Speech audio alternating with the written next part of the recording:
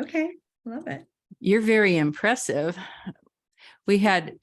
Sylvie gave me the choice of 2 titles, and I like the idea of being on Oprah. So I thought we could talk about that, if that's all right. Yeah, sure. And I think all of my listeners will like the idea of being on Oprah too. That's an impressive goal. Wellness, and it's an O magazine because she doesn't have a show anymore. But yeah, I mean, other than Right. yeah, but it's a great place for wellness practitioners and health. And there's a lot of opportunities. So yeah, I'd love to talk about that. Right. I'm going to shut off my little noise maker here. I've got all that chat stuff that makes noise in the background, and I don't even know if we have good editors, so we can talk and he'll take it out too. The dinging and the pinging. Yeah, the knocking and the pinging and the dinging. So anyway, in developing a strategy to gain and keep media attention, how much does a values matching self-assessment matter when developing a strategy to assure that you're in alignment with the values of a high-profile media company or personalities like Oprah? Values now, particularly in a business and brand, mean more than ever before, particularly for millennials who are looking for, what do you stand for? Who are you serving? Who are you at your core? And this is both a professional and a personal brand in your company. If you have a company, it doesn't matter whether you're one person all the way through thousands of people. It's really important to have everything you do, say, are, and think in complete alignment with whatever offer you have, because that's when things really work. And that's what people really get you, because they really get you in like a quarter of a second.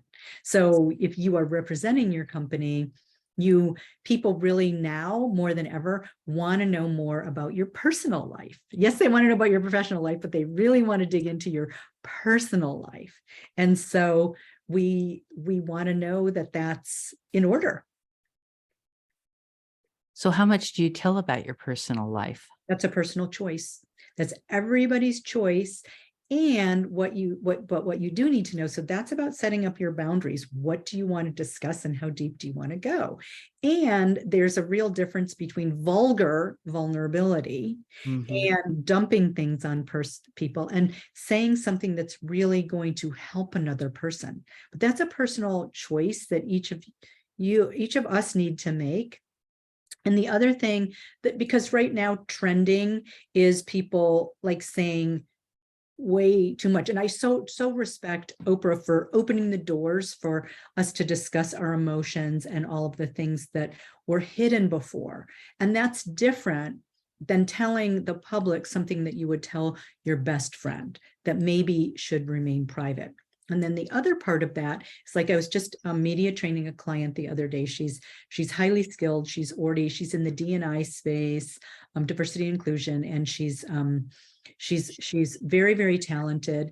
And we were role playing a podcast, and she said something that was leading me down a personal path of a story that I didn't think that she wanted to discuss, because we had talked about it offline. It was something that she's working on in her personal life.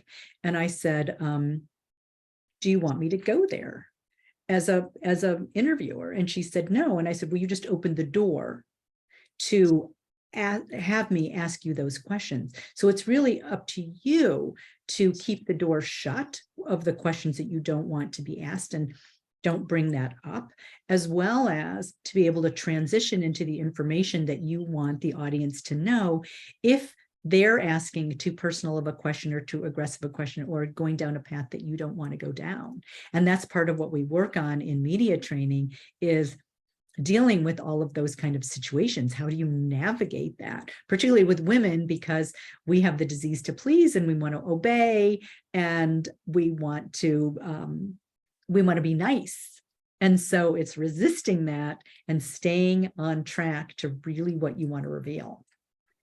You know, it seems to me like people enjoy when you open up and really share everything.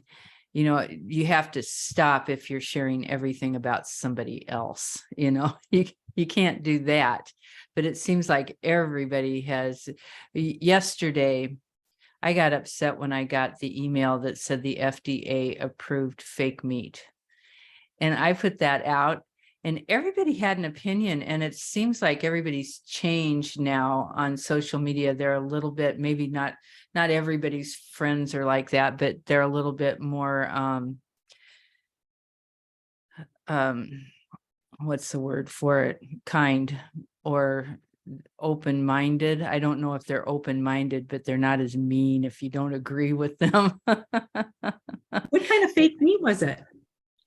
Fake meat? Oh, they're allowing fake meat to be produced in place of real meat. FDA has approved that. Do you mean, Real. are you talking about the meat that's made from cells? Yes. Okay, okay. Yeah. Yeah. Manufactured meat. Manufactured. Interesting. Yeah. Yeah. Yeah. Yeah. So, I mean, I just today in my blog, I just talked about how to deal with trolls, because I think that comes up a lot, people who don't agree with you or disagree with you. And to have a discussion around that is something that we've sort of lost sight of, to be able to see other people's perspective. And what the media want now is they want people who have a black or white opinion about something, right? Or thoughts about something. And that's fascinating to have people on the opposite sides, but it's also fascinating to have all of the discussion in between. But I like seeing them get along. That was what I like seeing yesterday, was people disagree, but be able to talk about it. You know, there was one or two saying, well, if you would get in there and educate yourself, but there weren't too many of those, you know. Yeah, that's kind of what you take, what you risk though, when you go out and open yourself up, you know. Well, that's why the Disapproval. preparation and the role play is so important, is because, and a lot of my clients are a little bit afraid, you know, going forward. That's like, well, what's going to happen? Are people going to delve into my personal life? And that's what we need to prepare for, and keep private what's private, and let public what you want to be public. And so do you work with people to figure out how to do that, how to deal with?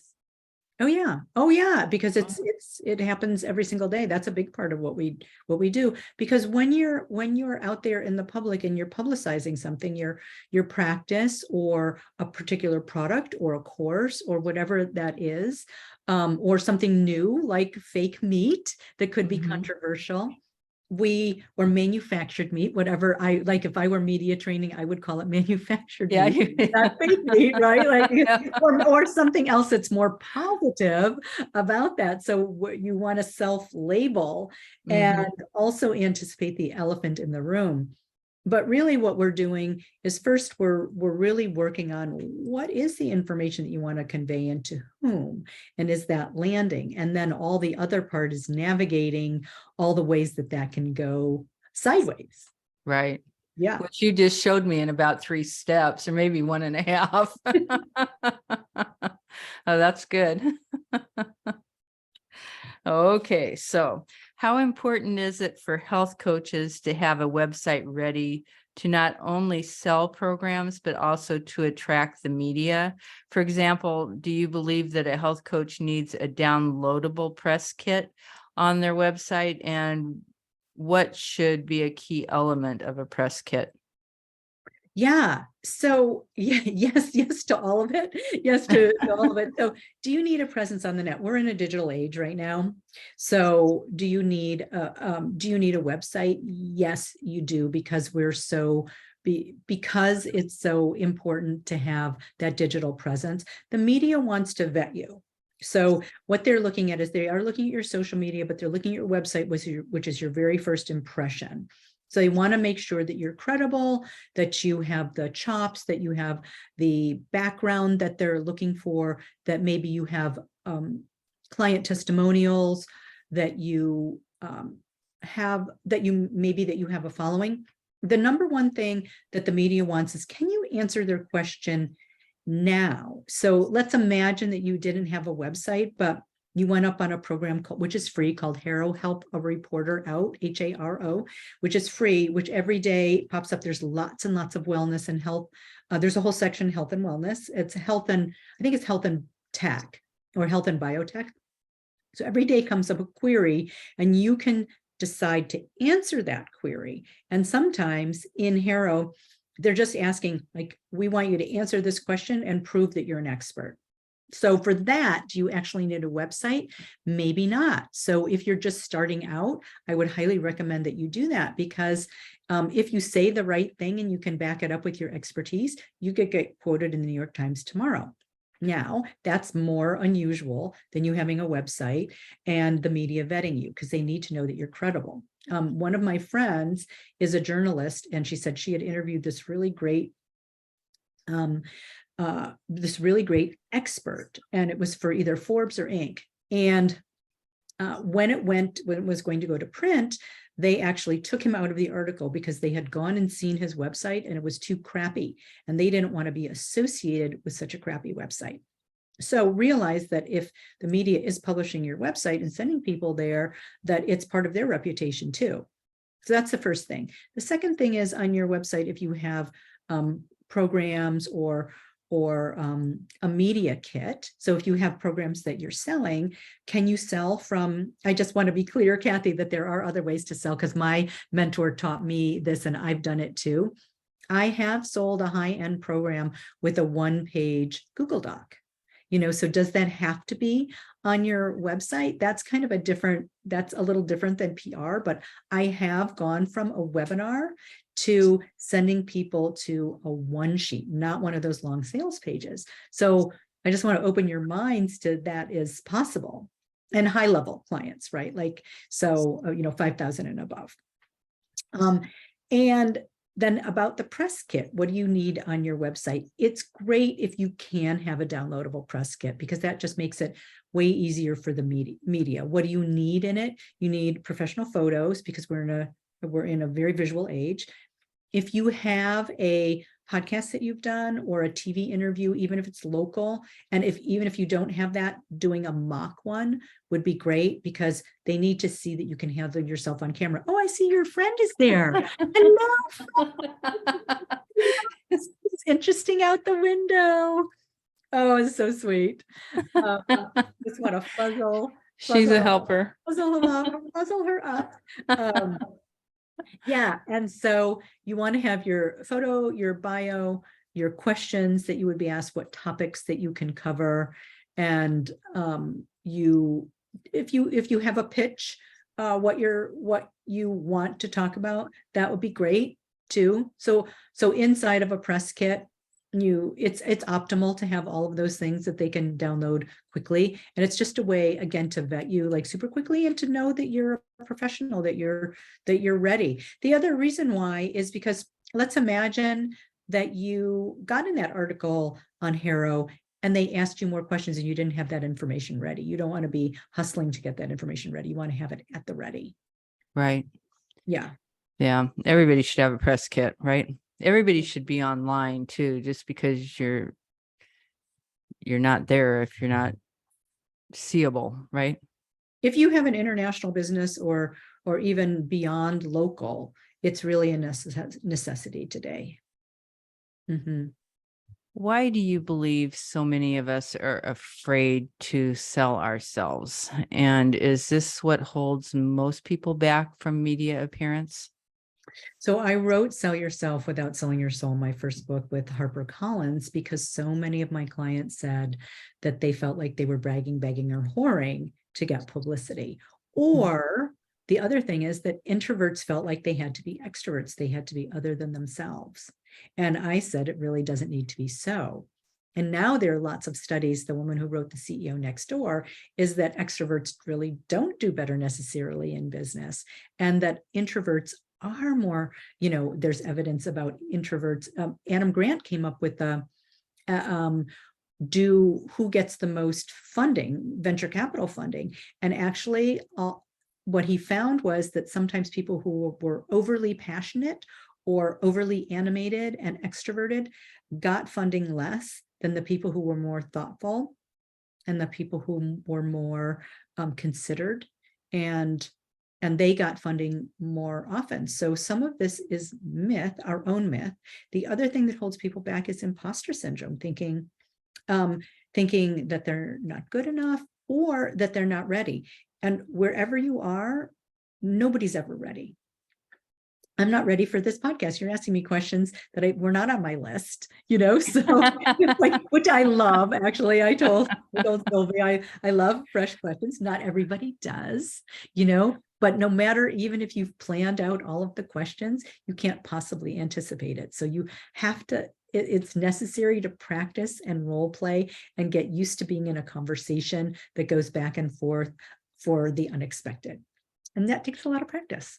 So that's part of the fear too, the fear of not being ready, the fear of not good enough, and comparing and despairing.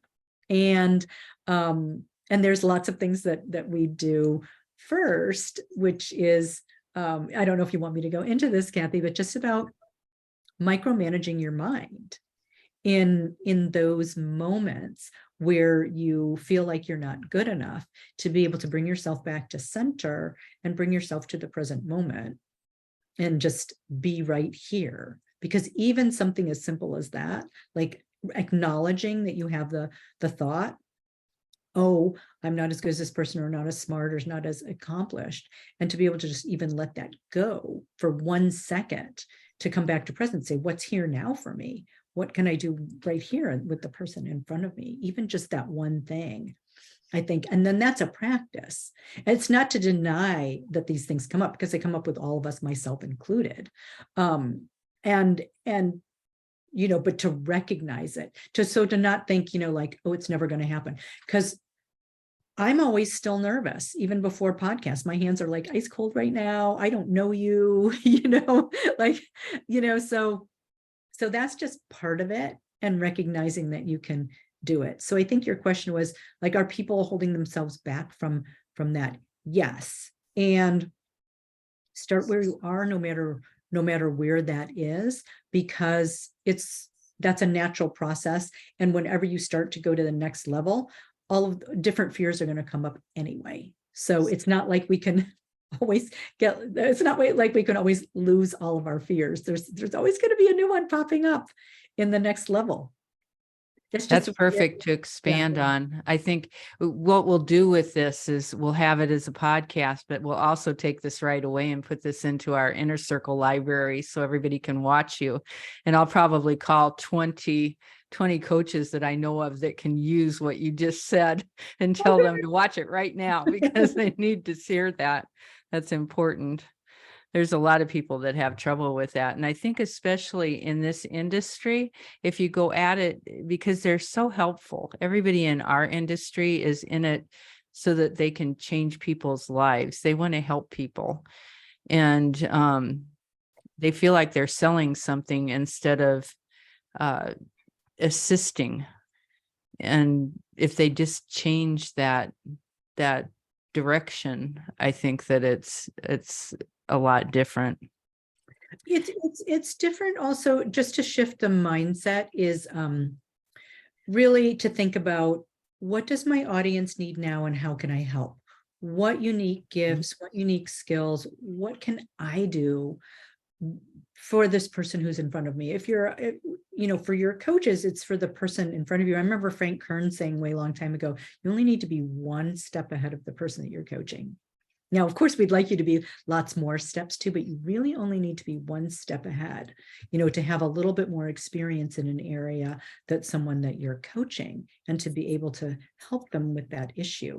And I think so. It really is about working on ourselves. Like anybody who gets a psychology degree, or one of my best friends has a degree in sociology, and she does a lot of therapy. And so, the first practice is, you need to go into therapy and work on yourself, and then be observed, interacting with other people. So I think part of that self-observation, whether it's on video too, or internally, to be always examining our thoughts, to make sure that everything we do, say, are, and think is in alignment with who we want to become. and who we are now, and who we want to become for the future, and to work on that, and not really focus on, I mean, yes, we're helping other people, but not focus on changing them. I remember Swami Vivekananda said, that we don't really teach others. It's really about bringing out the best in the person who's in front of us. And I really believe that. I don't feel like I teach anyone anything. I'm always looking for what's amazing about this person, and can I draw it out? And that's what I'm looking for. Can I see the essence of them and bring that forward? And then all the other things start to fade away. And that's also what happens when we're focusing, not necessarily just focusing on the positive, but we're focusing on what we want and the vision of who we want to become, and the acts that it takes to get there. And then the other things that are consistently negative begin to be a little quieter. Right. Right. Yeah. Right. Your Instagram page is filled with a lot of valuable tips and quotes. And this one was on there: put at least one dirty onion in your soup so your guests won't think you're too perfect. Yeah.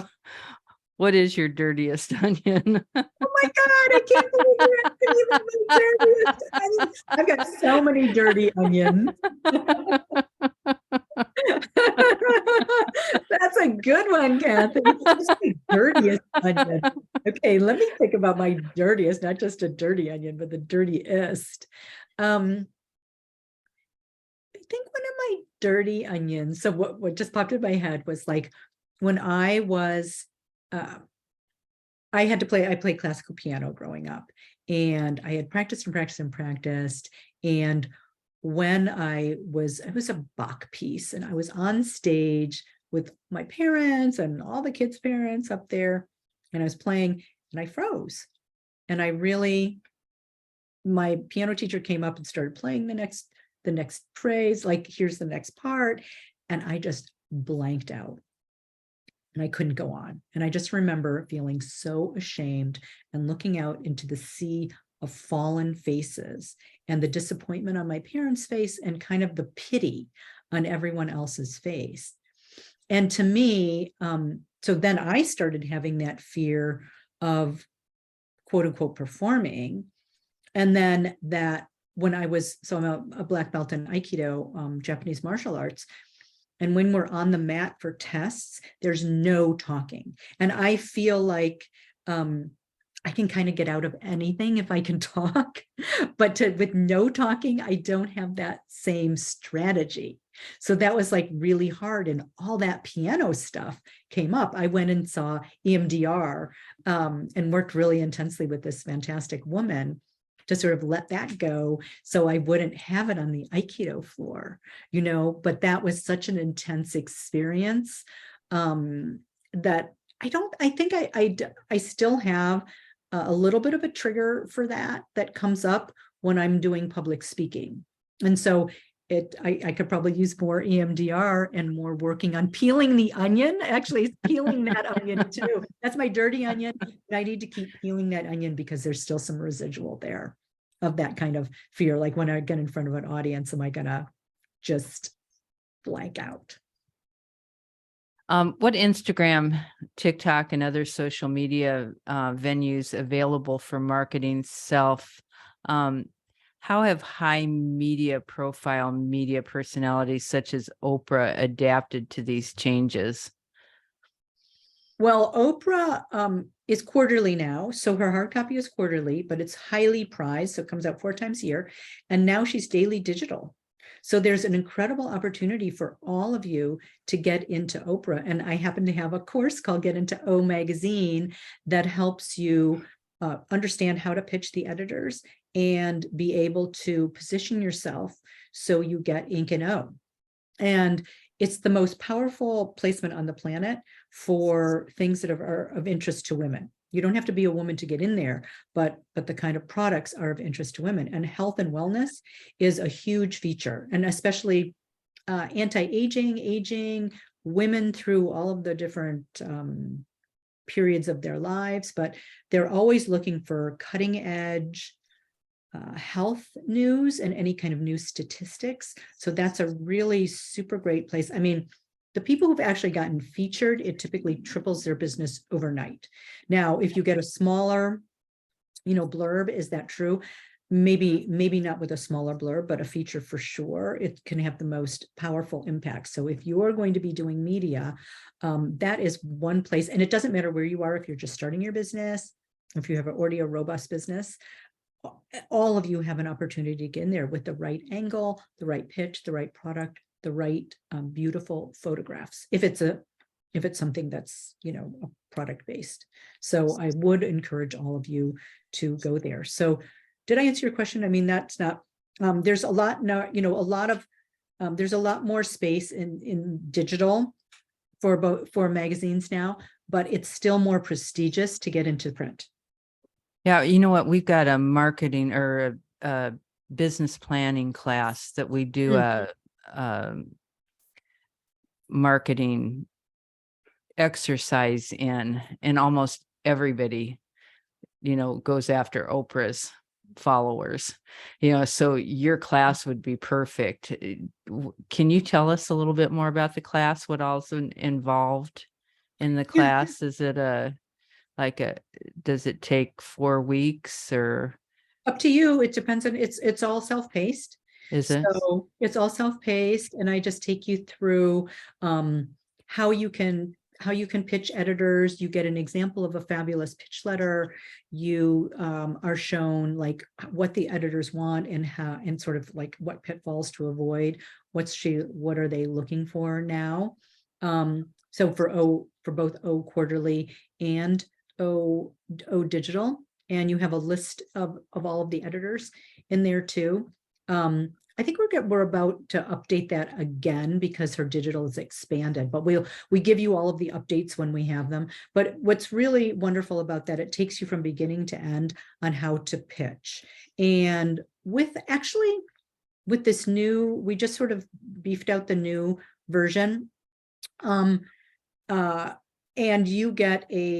you can get a pitch consult with me once you've gone through. We recommend that you go through the course first, and then you actually can show me your pitch letter or ask me anything, and I work with you. I think it's 25 minutes with me, Okay. personally. So yeah, that's the kind of culmination to make sure that when you're ready to pitch Oprah, it really is the best pitch possible. And we'll make sure we've got all the information to get Okay. that to everybody, and we'll have that underneath the podcast information on our website.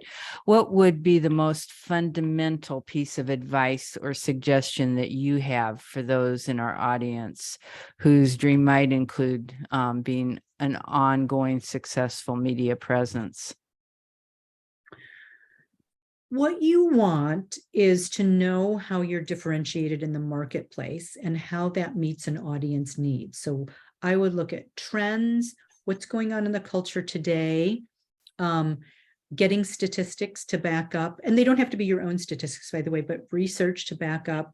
There's all kinds of really wonderful things going on in the health industry today. So health and wellness industry. So if you have statistics to back that up, the smaller the pitch, the better. So sometimes we think about, get your whole health, year in order. I mean, we're coming up on New Year's, right? New Year's resolutions and all of that. But if you came up with a new twist on something like that, so you look at what's going on in the culture today, you look at the calendar, so you can tie into any events that are coming on. And then you look at what unique perspective do you have, and whether that's a business book, you can also have a product or a cause or a course, whatever that is. But what's different? What's the tweak? And who are you helping, and how are you helping them? Very super specifically. And then backing that up with real numbers and results. Like one of the things that Oprah wants is like she's looking at how are you helping your community? Like who have you helped? So you can say, oh, I'm so great, I've got this class, but if nobody's in it, that's not going to play. Well, I mean, this empty class. Yeah, it's an empty class, where you've got 5 people, but the media loves stories. So if you have stories and you can highlight someone who's used your product or service or course, and shine the light on them through you, that's a really great way. Because if you start reading and noticing the media, it's all story based. Mm-hmm. And we want to see that transformation. Like one of my clients is one of my former clients is a naturopath, and she was voted like the top naturopath in the Seattle area. So she had all of these awards, and then also her practice was full. So she didn't need more people because we were trying to figure out how she could manage less people and she's developing an app, right? So that's going to help like lots and lots more people. But we had success story after success story and how she helped people. And those were what we were collecting. Like how has she helped women get their hormones in order? Like where did they start? And where did they end? So we really want to see those success stories, like a woman who, doesn't have enough energy to take care of her kids and still has to work and is frazzled every single day and can't even get dinner on the table. So being like super, super specific to like being bright and happy, and her kids, she has time for kids, and she has now, time to take care of her kids and still, have a robust practice. So those are the kinds of things that we're really looking for. Yeah. Yeah. So they could see themselves in her customers. Yeah. And their answer there. Yeah. And right now, I mean, looking at what's going on in the culture now, because right now, women are, working at home, taking care of the kids, doing all the housework, how are they taking care of themselves? So anything that's tying into, or, the people who are not working, who are quiet quitting or whatever, like how are they revolutionizing their health to move on to the next thing? Like there's lots of different angles that you can start to take. Now here's my 482 women Oh my laying on the God. beach. And their children are all getting straight A's in school, and their husbands are happily, doing their jobs. So yeah, that's good. Thank you so much for your time today. We'll make sure that the information for your Oprah class is underneath the podcast. Thank you. Thank you so much. It was totally fun. Thanks, Kathy. Yep. It was great. Thank you. Welcome. Bye-bye. Oh, wait, I wanted to ask you. Wait, yes. How can I help you? Do you want me to refer people to your podcast of my clients who are more health? I mean, I have a lot of clients who are in the health and wellness industry. Do you want me to refer people to you? Oh, that would be delightful. And that's my favorite question. Oh. Yeah, that would be good. We have a lot of programs that we create, and it fills a need for a lot of people who want to sell something, but they don't have anything to sell. And so, yeah, like this year, we've got this stress program that is fabulous. They're even looking at it in New York for a program to work with teachers that teachers can take to relieve stress, and then maybe get to use it as credits against their that's one that you have yourself. Yeah, to keep their income up for the year. Marketable. Oh yeah. That stress program is wonderful, and Are you doing media? Are you doing media for it? Have you been doing traditional media? We've been using just our standard thing with the social media and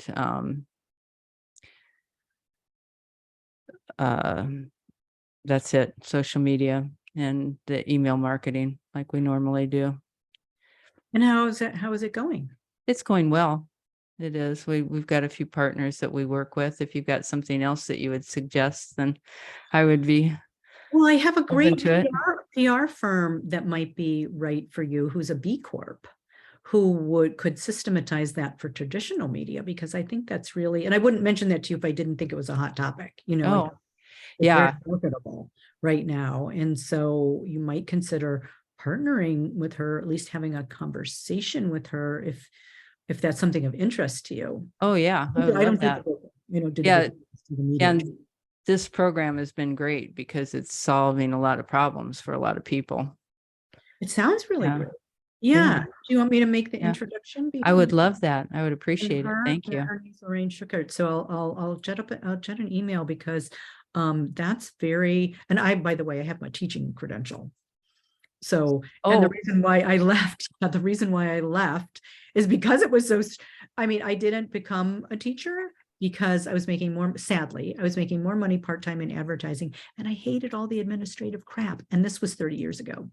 I just thought there's, it was just and I thought, you've just lost a really great teacher because I just couldn't deal with, I mean, I just couldn't deal with all the crap behind. I love teaching, I love the kids, but I hated all the rest of the yeah. stuff. Well, and there's terrible stress right now, Wow, I mean, especially this is after like the a total, last few years. yes, that's what I mean. Like, and it was just even then, I just thought this is not for me because I don't want to deal with all that stuff. Right. Like now it's Yeah. really, really crazy. Yeah, so I'll connect you to her. Um, do you I'm just trying to think of some other clients that I have right now who might be good candidates. Um, I'll put on my thinking cap. Do you have stats about your I know podcast stats aren't out there, but it is helpful to be able to say like, oh, I've got this many, We have a ton of listeners, and you know what? We had talked to somebody about it, and you can't get stats. You can, I mean, because nobody downloads the program. They all listen to it, right, right. but we've got a ton of listeners.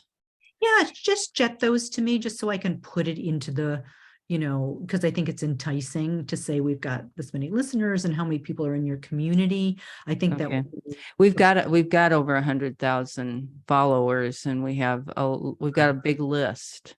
So oh my we have a God, lot of people in our community. Yeah. We got a that- big community. And we've that's got a lot of doctors, we've got health coaches, we've got nurses, we've got dietitians, we've got life coaches, psychologists. We have a lot of psychologists. Psychologists have popped up. We've done a lot of life programs. We've got a lighter life that is incredible, that I think everybody, all women, all men, everybody should take it to get the barnacles off after they turn 30. How did you build such a robust practice? Yeah, it's grown. We've just kept busy. I keep saying we're going to slow down, and then I pop out 3 new programs. So My gosh. So you're like a total creator. yeah, yeah. And we like Wow. pretty things, so they're all pretty. Oh, good. Oh, yeah, yeah, Yeah. yeah.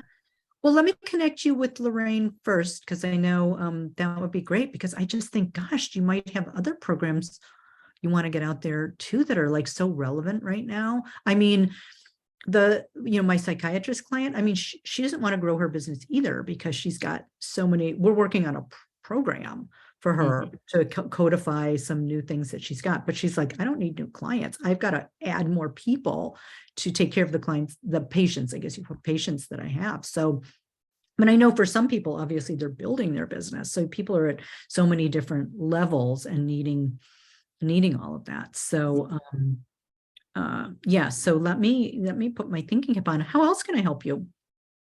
Anything else that I can do? Let me think about it. That's the nicest question. How can I help you? Oh, I'm a great connector. I mean, I love connecting people together. I was just talking, it's just really, I think it's really fun. Yeah.